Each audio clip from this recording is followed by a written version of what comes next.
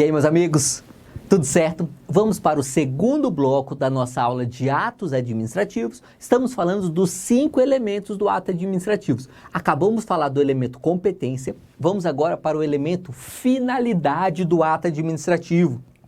Olha só, a finalidade do ato é o resultado que a administração pretende alcançar com aquele ato administrativo. Você não vai confundir com o motivo do ato, tá?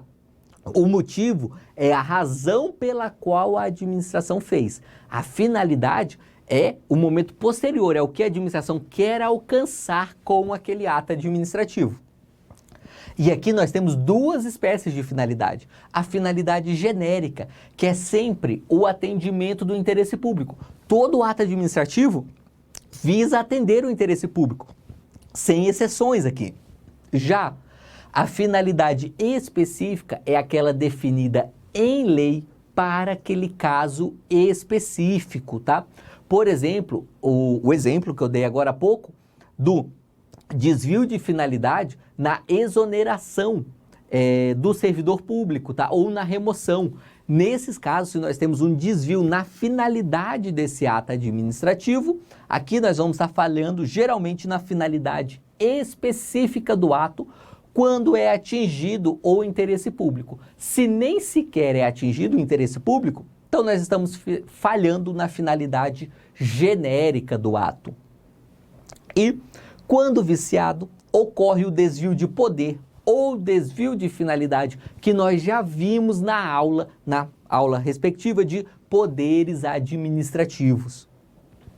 E olha aqui um julgado do STJ, 2008, o Instituto de Remoção dos Servidores, por exclusivo interesse da administração, não pode, em hipótese alguma, ser utilizado como sanção disciplinar, inclusive por não estar capitulado como penalidade no artigo 127 da Lei 8.112 e significar arbítrio inaceitável. Em outras palavras, não pode a administração pública fazer a remoção do servidor público para punir o mau servidor. Punição de mau servidor é demissão, suspensão ou advertência. A Lei 8.112 só prevê essas 3 espécies de punição. Remoção não é punição. Por isso, nós teríamos aqui um desvio de finalidade sempre que a administração pública quer remover um servidor para puni-lo de alguma forma. Mais um julgado do STJ. Embargos de declaração recebidos como agravo regimental em recurso especial, princípio da fungibilidade recursal, direito administrativo, retrocessão, desvio de finalidade pública do bem desapropriado, decreto expropriatório, criação de parque ecológico, não efetivação, bens destinados ao atendimento de finalidade pública diversa, predestinação lícita. Esse é um assunto que nós vamos aprofundar bastante até lá na aula de desapropriação, que é o Instituto da Predestinação. Só para adiantar e fazer a ligação com o que estamos vendo aqui agora, tá? Olha só, dentro da administração pública, nós temos a desapropriação e a desapropriação, ela sempre tem uma finalidade específica. A administração ela vai desapropriar para construir uma escola, para fazer uma rodovia, para criar um parque ambiental. Sempre tem uma finalidade específica pelo qual se está fazendo aquela desapropriação. E a administração é obrigada a seguir essa finalidade. Se a administração não segue essa finalidade, mas segue uma outra finalidade pública, nós temos a predestinação lícita. Imagine o seguinte, a administração pública foi lá e fez a desapropriação para construir uma creche. Contudo, depois que foi feita essa desapropriação, viu que a necessidade é fazer um hospital, não é fazer uma creche. E a administração vai lá e constrói um hospital. É caso de predestinação? É, mas é lícita. Por quê? Porque está dentro do interesse público fazer hospital. Agora imagina que a administração pública foi lá e fez a desapropriação para construir a creche. Só que depois de feita a desapropriação, passam-se 10 anos e a administração pública não faz nada, deixa o terreno lá acumulando mato. Nesse caso, é uma predestinação ilícita e esse bem pode ser revertido para a propriedade do particular, tá? mas isso nós vamos estudar lá na aula de desapropriação, ok? Por enquanto, eu só queria que você soubesse essa diferença. Se a falha aqui está na finalidade de interesse público, é predestinação ilícita. Se está na finalidade específica do bem desapropriado, aí é predestinação lícita, ok? Mais um elemento do ato administrativo é a forma. E aqui nós temos que ver a Lei 9784, a Lei do Processo Administrativo Federal. Olha o que diz o artigo 22. Os atos do processo administrativo não dependem de forma determinada, senão quando a lei expressamente a exigir. Então, primeiro aspecto aqui, a forma é livre nos atos administrativos. Livre entre aspas, tá? Ou seja, não existe forma determinada, exceto quando a lei o fizer, o determinar. Os atos do processo devem ser produzidos por escrito em vernáculo. Vernáculo é a língua vigente no país, é a língua portuguesa, tá? Ou seja, qual é a única formalidade que, a princípio, é geral para os atos administrativos? Eles devem ser escritos e em português. Contudo, nós temos sim atos administrativos verbais, tá? É que esses atos administrativos escritos, eles são regra dentro dos processos administrativos. Então, dentro de um processo administrativo, o ato deve ser sempre escrito e em português. Fora de um processo administrativo, nós podemos ter atos verbais também. Outro elemento do ato administrativo é o motivo. E o motivo são os pressupostos de fato e de direito que justificam a prática daquele ato administrativo. Então veja, você tem que saber diferenciar aqui que o motivo, ele tem duas faces, tá? Nós temos o motivo jurídico e o motivo de fato. Vamos chegar lá. Pode ser vinculado ou discricionário, o motivo é um dos elementos que podem ser discricionários no ato administrativo. Então, em outras palavras, o motivo faz parte do mérito administrativo, juntamente com o objeto. E é diferente de motivação, tá? Motivação faz parte do elemento forma, isso confunde mesmo, tá? Preste atenção aqui, veja bem. A motivação é a exposição de motivos dentro do ato administrativo. Faz parte da forma por quê? Porque está dentro do ato mesmo, do documento do ato administrativo, se ele tem um documento, se ele é por escrito, né? Então veja, por exemplo, o exemplo que a gente já está dando, né? No caso da remoção do servidor público, se a autoridade pública fundamenta ali por escrito no ato por que está fazendo aquela remoção, essa motivação, então, essa fundamentação por escrito, faz parte da forma do ato administrativo, tá? Não é o próprio motivo, ok? Também é diferente do móvel. Isso daqui pouca doutrina vai falar, cai pouco em prova, mas é legal você saber fazer essa diferenciação. O motivo são as fundamentações que levam a administração pública a agir de determinada forma. É a razão, de fato e de direito, por que agiu daquela forma. O móvel é a intenção interna do agente público. Como você pode supor, é muito difícil você descobrir na prática o móvel de um ato administrativo, porque dificilmente você vai ter um acesso a saber o que o agente público estava pensando para fazer aquele ato. Mas a doutrina faz essa diferenciação, é legal você conhecer, saber que móvel é diferente de motivo do ato administrativo. E o ato discricionário, uma vez motivado, passa a se vincular aos motivos indicados pela administração pública como justificadores de sua prática. Essa é a teoria dos motivos determinantes, que nós já vimos agora há pouco, que serve inclusive para justificar os atos do poder judiciário que adentram ao mérito administrativo. Aqui, um julgado do STJ.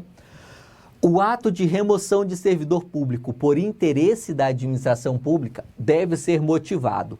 Caso não o seja, haverá nulidade. No entanto, é possível que o vício da ausência de motivação seja corrigido em momento posterior à edição dos atos administrativos impugnados.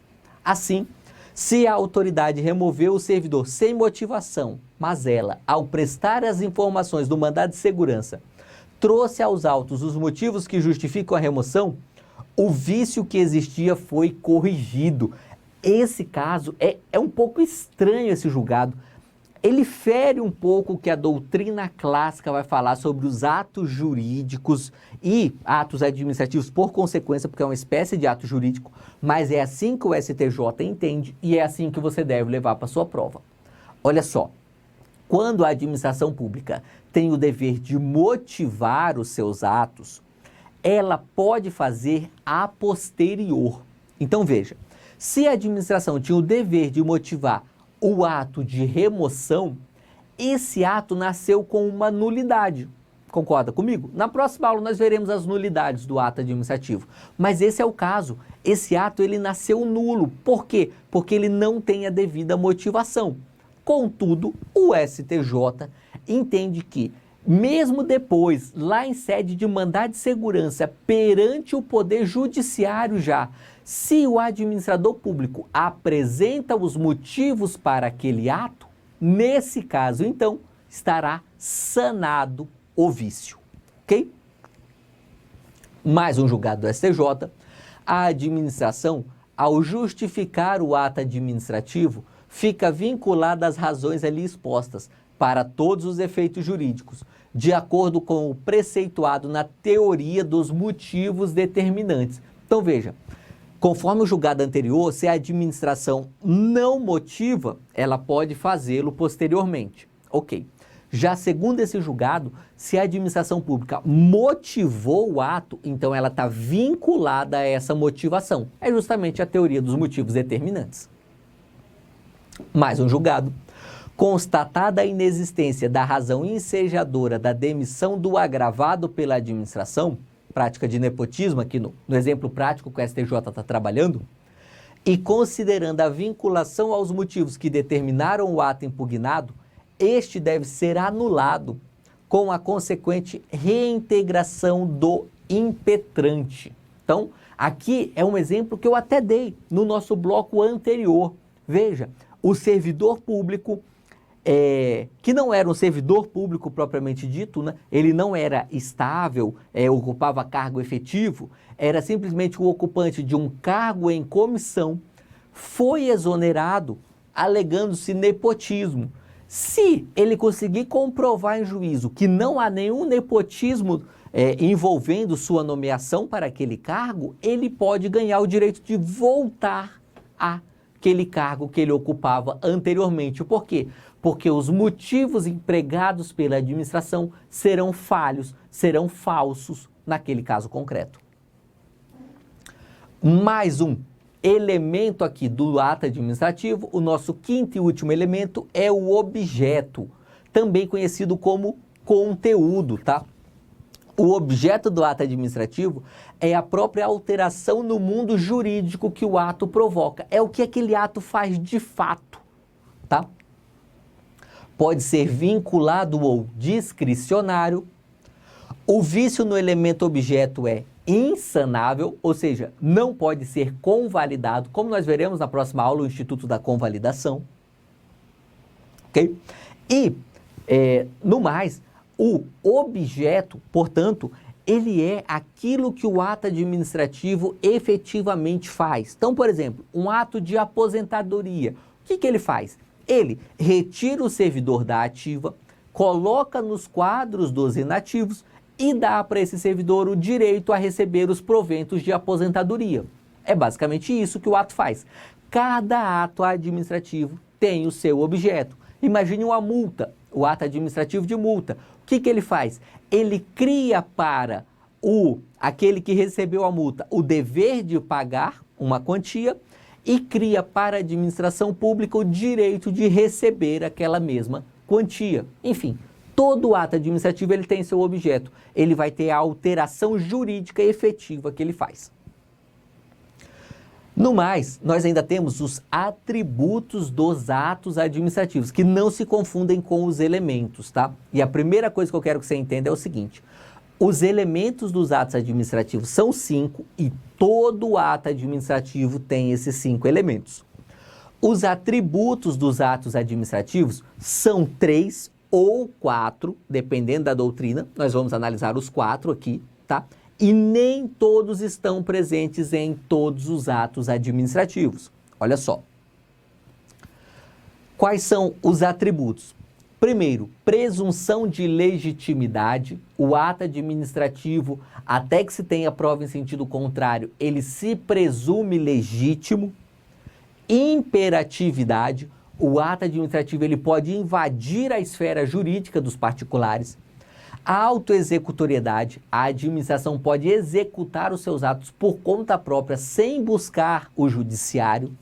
E tipicidade, os atos devem estar previstos em lei e ter os seus efeitos igualmente previstos em lei, tá? A imperatividade e a autoexecutoriedade, que eu deixei em verde aqui, não estão presentes em todos os atos administrativos, tá? E a tipicidade, por sua vez, é o quarto atributo que eu falei que nem toda doutrina reconhece. A Maria Silvia Zanella de Pietro é quem defende muito a presença da tipicidade, mas nem toda doutrina concorda com ela. Então, se a sua prova falar que existem 3 atributos dos atos administrativos, eu recomendo que você marque verdadeiro, tá? E se ela apontar esses 3 atributos aqui, né? Presunção de legitimidade, imperatividade e autoexecutoriedade. Se a questão falar que existem 4 atributos dos atos administrativos e além dos 3 que eu mencionei, falar tipicidade, eu recomendo que você marque verdadeiro também. Se a questão vier com essas 2 afirmativas, uma na alternativa A, outra na alternativa B, aí a questão tem que ser anulada, tá? Porque a doutrina aqui, de fato, é divergente, ok? Vamos lá, vamos analisar cada um desses atributos do ato administrativo. Primeiro, uma questão aqui para juiz estadual no Pará. Olha só, 2019, relativamente recente ainda, né? De acordo com a doutrina administrativista clássica e majoritária, são atributos dos atos administrativos a presunção de legitimidade, a imperatividade e a autoexecutoriedade. E é verdadeiro, tá? Então veja que para a banca CESP é correto falar que é a doutrina majoritária aquela que não considera a tipicidade, tá? A banca CESP tem esse precedente aqui pra gente, ok? Vamos lá. De toda forma, vamos analisar os 4 atributos aqui. Primeiro, a presunção de legitimidade está presente em todos os atos administrativos e ela tem 2 faces, tá? Primeiro, a presunção de legalidade, ou seja, presume-se que o ato administrativo foi feito conforme o ordenamento jurídico, conforme a lei e a Constituição, tá? E depois, a presunção de veracidade. Presume-se que os fatos alegados pela administração pública existem, são verdadeiros. Isso enseja uma inversão do ônus da prova. É por isso que se você tomar uma multa de trânsito e você acha que essa multa é indevida, você é quem tem que provar que essa multa é indevida. Não é o agente de trânsito que aplicou a multa em você que tem esse dever de provar, ok? Então veja, essa presunção de legitimidade, ela vai destrinchar ali nos 2 aspectos que estão presentes em praticamente qualquer coisa que a gente faz no direito, né? Que é a análise dos fatos e a análise do direito. Então nós temos uma presunção para os fatos, e essa é a presunção de veracidade, e nós temos uma presunção para o direito, essa é a presunção de legalidade, ok? Além disso, para fechar aqui a nossa presunção, ela é relativa iuris tanto, ou seja, admite prova em contrário. Diferente seria se fosse uma presunção absoluta, mas não é. A presunção de legitimidade é relativa. Temos ainda o atributo da imperatividade, que é a possibilidade de administração pública unilateralmente criar obrigações ou impor restrições aos particulares, presente apenas nos atos que impõem deveres ou obrigações aos particulares, ou seja, em atos restritivos, tá? É a expressão do poder extroverso do Estado, que nós falamos lá nas primeiras aulas, tá? Pela imperatividade, a administração pública, ela pode, de fato, invadir a esfera jurídica dos particulares para afetar os direitos deles. Por que que é poder extroverso do Estado? Primeiro porque age da porta para fora, né? Porque a administração não faz isso só para dentro, ela faz com particulares que não têm uma relação direta com a administração pública. E depois porque é um poder que um particular normal não tem. Pensa o seguinte, a administração pública pode aplicar uma multa em você? Pode, tá? A administração pública, ela aplica multa de trânsito, pode aplicar multas ambientais, diversas multas diferentes. Eu, professor Renério, posso aplicar uma multa em você? Não posso. Um particular não aplica a multa a outra particular. Nós podemos ter uma cláusula contratual, mas aí veja, aí é uma relação contratual em que as partes se obrigaram conforme as regras daquele contrato. A administração pública não precisa de contrato nenhum para aplicar uma multa em você. Por quê? Porque os atos administrativos, inclusive o ato administrativo da multa, eles gozam de imperatividade. Terceiro atributo, autoexecutoriedade dos atos administrativos. É a possibilidade de serem materialmente implementados pela administração pública, inclusive por meio da força, independentemente de intervenção judicial, tá? Então veja, a administração pública ela pode executar seus atos mesmo sem intervenção judicial, presente somente se tiver autorização legal ou se for uma situação de emergência. O Celso Antônio Bandeira de Mello destrincha isso daqui, tá? E vai falar em exigibilidade, que é a obrigatoriedade por meios diretos. Aqui é quando a administração pública faz algo, constrange diretamente os particulares. Por exemplo, quando a vigilância sanitária lacra um restaurante, tá? Para que aquele restaurante não possa funcionar mais.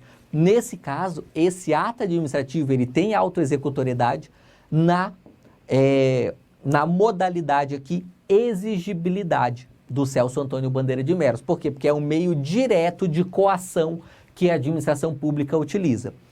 Temos também a executoriedade, tá?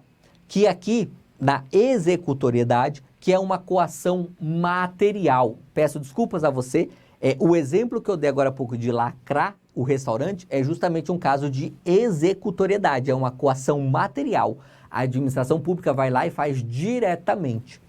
Aqui, pelos meios indiretos, a administração pública aplica sanções para quem não faz o que ela quer, ok? O que realmente cai em prova nesse assunto é a questão das multas, tá? Porque olha só, as multas elas são exigíveis, elas têm exigibilidade, porém não tem executoriedade aqui na classificação do Celso Antônio Bandeira de Mello. Por isso que a administração pública, para cobrar multas, apresenta execução fiscal perante o Poder Judiciário, tá? Aí você fala, mas eu não vejo a administração pública apresentando execução fiscal para multa de trânsito. É porque aí ela goza de um meio indireto muito bom. Se você não paga a multa de trânsito, eles não renovam o licenciamento do seu veículo, né?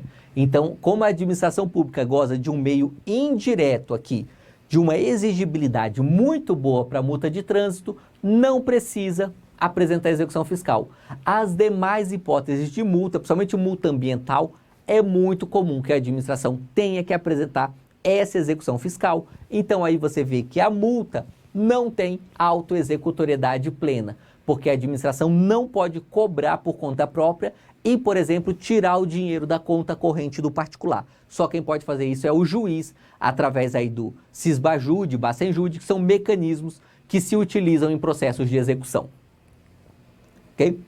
E olha aqui um julgado, mandado de segurança, no STF, Nesse sentido, concluiu o tribunal pela ilegalidade do desconto em folha sem a anuência do servidor, sob o fundamento de que não se aplicaria, àquele caso, a autoexecutoriedade do procedimento administrativo, dado que a competência da administração é restrita às sanções de natureza administrativa em face do ato ilícito praticado pelo servidor, não podendo alcançar compulsoriamente as consequências civis e penais, estas sujeitas à decisão do Poder Judiciário. Então veja que a autoexecutoriedade nem sempre está presente nos atos administrativos. E a primeira jornada de direito administrativo, que ocorreu em 2020, o enunciado 2 trata desse atributo para um caso concreto e relativamente comum na administração pública. Olha só. O administrador público está autorizado por lei a valer-se do desforço imediato, ou seja, ele tem que agir imediatamente, tá? Sem necessidade de autorização judicial, solicitando, se necessário, força policial, contanto que o faça preventivamente ou logo após a invasão ou ocupação de imóvel público de uso especial, comum ou mesmo dominical, né? Ou seja, mesmo um imóvel público que estava sem nenhuma utilização naquele momento, se ele é invadido por particulares, a administração pode ir lá e imediatamente retirar os particulares desse imóvel, inclusive usando a polícia, e sem precisar de autorização do Poder Judiciário, ok? É isso que entende a doutrina aqui na primeira jornada de direito administrativo. E uma questão aqui para juiz em Santa Catarina, olha só. A autoexecutoriedade dos atos administrativos é caracterizada pela possibilidade de a administração pública executar ato administrativo por meios coercitivos próprios, o que afasta o controle judicial posterior, tá? Então veja, o fato de a administração pública, através da autoexecutoriedade, poder ir lá e executar por conta própria seus atos, afasta o controle judicial posterior de modo algum. Por isso está errada essa alternativa. Não confunda uma coisa com a outra, tá? O fato da administração poder desempenhar uma atividade não quer dizer que o judiciário não possa analisar a legalidade dessa atividade desempenhada pela administração. Como essa questão aqui, ela quis confundir esses conceitos, está errada. Okay? O nosso quarto e último atributo do ato administrativo não reconhecido por toda a doutrina, que é muito defendido pela Maria Silvia Zanella de Pietro, mas é minoritário, é a tipicidade, que significa que o ato administrativo deve corresponder a figuras definidas previamente na lei. É corolário, ou seja, é decorrência da legalidade administrativa.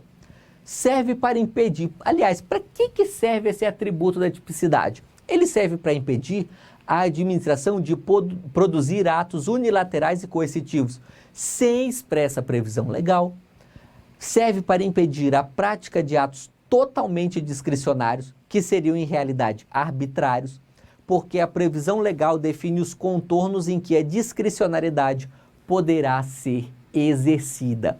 Então, esse atributo da tipicidade, na verdade, é uma preocupação doutrinária com o controle dos atos administrativos, para evitar a arbitrariedade, o abuso por parte das autoridades públicas.